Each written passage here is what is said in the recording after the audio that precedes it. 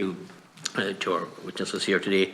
I suppose housing in rural Ireland has always been a huge difficulty, and I suppose for all us politicians, we know that, with issues of planning, issues of I suppose what we find in West Cork is young people being refused planning in rural areas because of scenic landscape and because of this and because of that and because of everything. And it looks to us as that the planning policies that are being put before councils today are very anti-rural and pushing people from their farms and from their rural communities into towns and bigger towns and villages, which is a very unfair situation. Now, in fairness, the vacant and derelict properties grant is a great grant. Like it's a start in the right direction by no manner of means. I know what the price of building gone the way it has. It's still quite a lot of money between maybe a person getting what 50,000 and it costing maybe 150, 200, and the idea of the credit union giving bridging loans is certainly a way forward here, and I think they should be left compete in far bigger mortgages as well, and they haven't been. I think there needs, and I agree with you there in saying that there needs to be further taxing incentives also, and I can't understand, you might explain that to me, why the banks are not giving loans and not giving, we'll say, mortgage on a person trying to do up a vacant property, and maybe you'll answer that in a minute, but I'll just try and finish off here in fairness. But to me, I think there's 12,000 vacant derelict farmhouses. This is, I think, that's the stat. Some of the stats are out there. I don't think that includes a lot of, and I suppose we all have them. Any farmer has a farmer house that's can be half full of cattle. No, and unfortunately, maybe they were too quick off the ball to put the cow and the calf in instead of keeping it there for the opportunity of the human. But I still think some of them houses could be brought back and restored.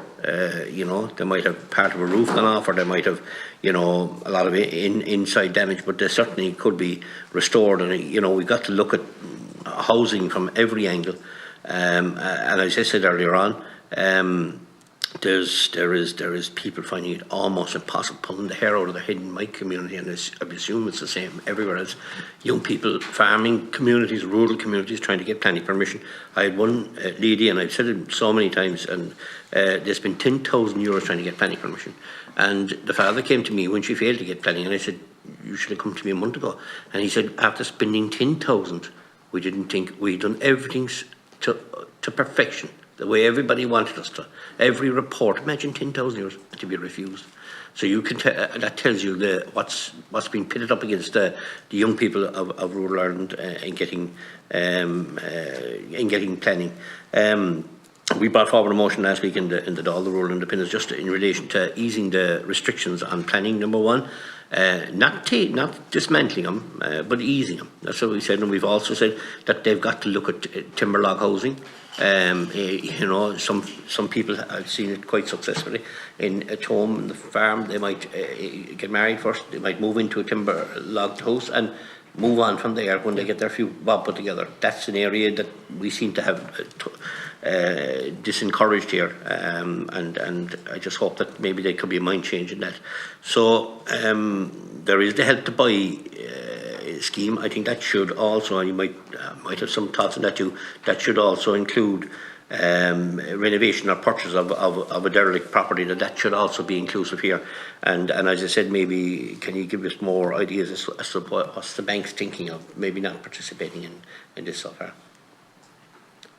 Okay. Thank you. Thanks, sir. Mr. Kennedy.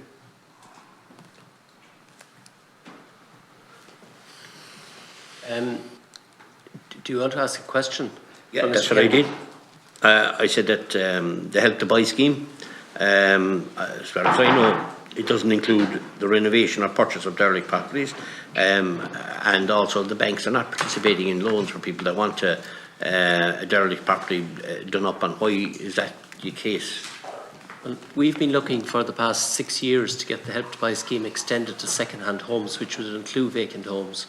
but for some reason that doesn't, it's not extended. Obviously, it's a tax that you pay that you get back at the end of when you go looking for it over the previous 5 years. But we can't see any one reason why it can't be extended to second-hand homes, and even some of it doesn't have to be 30,000. Even if it was only 10,000 or 15,000, would be very, very helpful.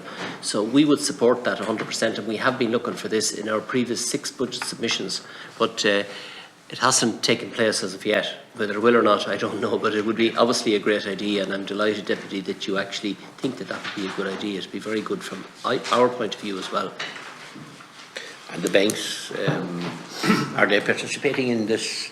I think banks are risk averse, and anything that actually is unsecured until to exit out of it actually creates a problem for them.